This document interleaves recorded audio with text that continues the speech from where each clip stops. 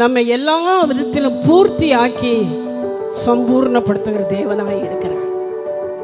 ஒவ்வொருத்தருடைய அழைப்புக்குள்ளேயும் கர்த்தர் ஒவ்வொரு விதமான ஆச்சரியமான அதிசயமான காரியங்களை கர்த்தர் வைத்திருக்கிறார்.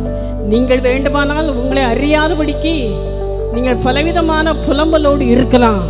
ஆனால் உண்மையான தேவனை அறிகிற அறிவு உங்களுக்கு இருக்கும் என்று சொன்னால், ஒவ்வொரு நாளும் நான் பிறந்தது தேவ சித்தம், எனக்கு இந்த வாழ்க்கை கிடைத்தது தேவ சித்தம், தேவன் என்னை அதிகமாக நேசிக்கிறார், அளவில்லாமல் நேசிக்கிறார், அவருடைய நேசத்துக்கும் அவருடைய அன்புக்கும் நான் எவ்வளவேனும் பாத்திரவான் அல்ல, பாத்திரவாக்கி அல்ல என்று சொல்லி அவரை ருசிக்க ஆரம்பிப்பீர்கள் சொன்னால், அளவில்லாத அன்பையும் அளவில்லாத சமாதானத்தையும் அளவில்லாத தெய்வீக சுகத்தையும் அளவில்லாத தேவனுடைய பிரசன்னத்தையும் அளவில்லாத தேவனுடைய மகிமையையும்